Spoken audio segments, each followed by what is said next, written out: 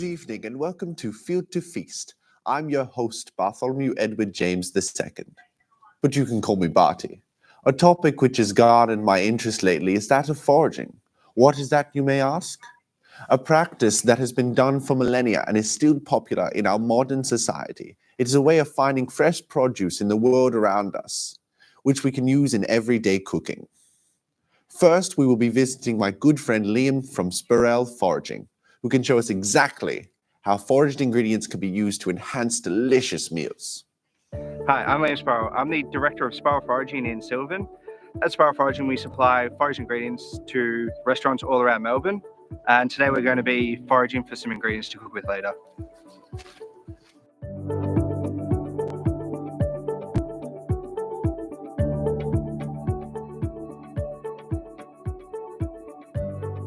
So here we have nasturtium. We're going to be cooking with it later in the salad.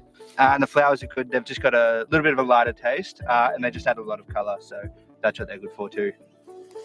So here we have wild garlic.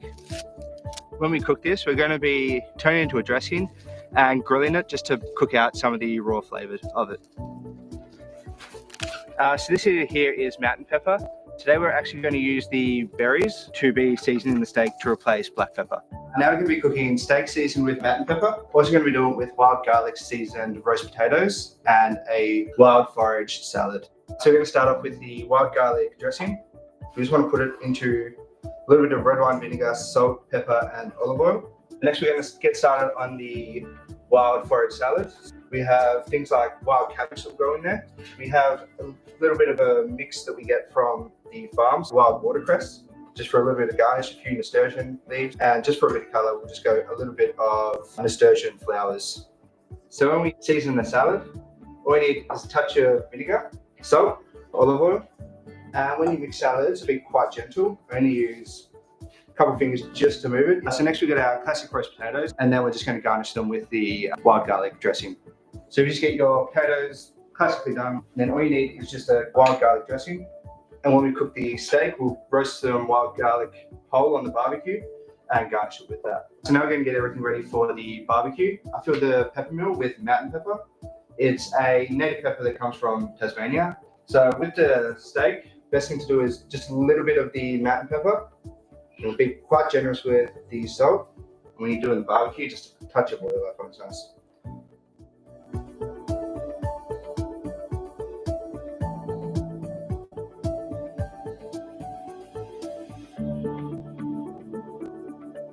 So we just get our steaks. All we want to do is quite finely slice them.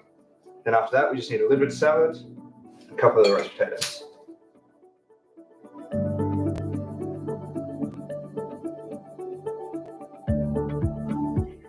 I must say that looks simply delicious.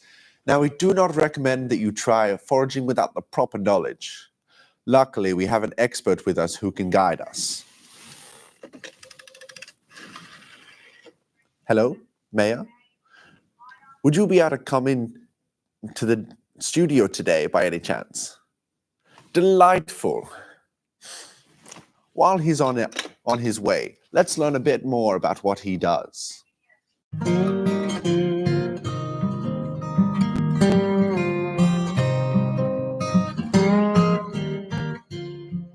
Hi, my name is Mayor Idelson. I'm the owner of Melbourne Walks, and today we're on one of our foraging tours in Albert Park Reserves near St Kilda Junction. So we're going exploring a little bit about what we can find, food, tools and medicine, like this lily pilly, delicious. Let's see what else we can find. So this is Carawan or Marash. So this is a very popular plant. The sea heads in the summer are quite prolific, and they grow a lot of these edible seeds, which you can fry up like popcorn and eat, and they have a lovely nutty flavour. Next to it, we can see what's sometimes called a hops plant. It's used to make sunscreen these days, but in the past it's used for pain like toothaches or anaesthetic. You chew on the leaves, diminish pain. The so-called hops bush came because the early settlers brewed it sometimes to make beer.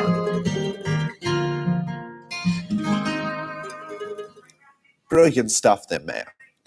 As we know, you run a foraging as part of your business, Melbourne Walks. Could you tell us a bit more what we might expect on one of your tours? Certainly, Barney. So on a tour, people would go for a 2.5-hour walk through Albert Park Reserve, harvesting over 50 different uses for plants, for food, tools, medicine, and also to combat climate change. Very interesting. Now, what have you brought in today? Is this from a recent forage?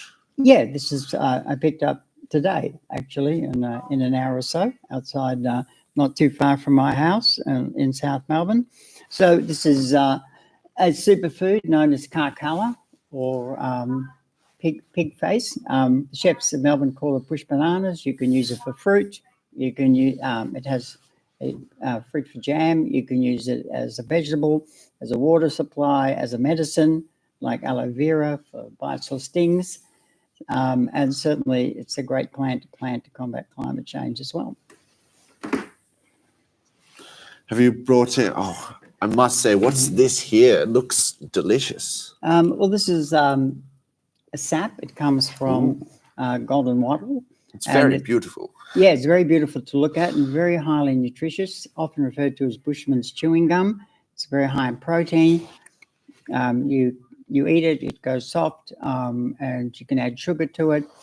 And Aboriginal people use it for millennia to build their tools and fasten their spear shafts. Well, thank you so much for all your time, Maya. My pleasure. If you would like to learn more about Melbourne Walks and their tours, you can find them online at melbournewalks.com and Liam Spurrell at spurrellforaging.com. Thank you all for joining me for this taste of the foraging world, and I hope to see you next week for our next chapter together. Until then, keep your curiosity wild and your forks ready.